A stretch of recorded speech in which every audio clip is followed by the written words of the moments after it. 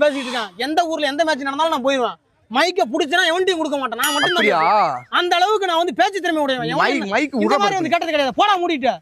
அந்த ஷாட்டை வந்து இப்படி அடிச்சிருந்திருக்கலாம். ஏன்னா நாங்க ஆடுபடுது 1999ல அந்த ஷாட் நான் அடிச்சேனா என்னடா நீங்க பேசுறது ஒழுங்கா கேக்கல. மைக் கேக்கலையா? கேக்கல அதான். கேக்கணும்யா?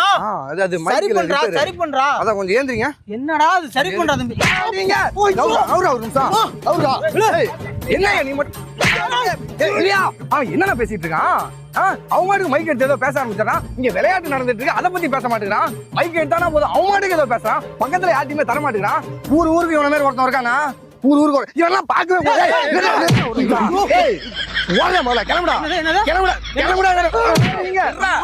எனக்கு டென்ஷன் ஆகும். சும்மா அடிக்கிறீங்க அடிக்கிறாங்க சாமி.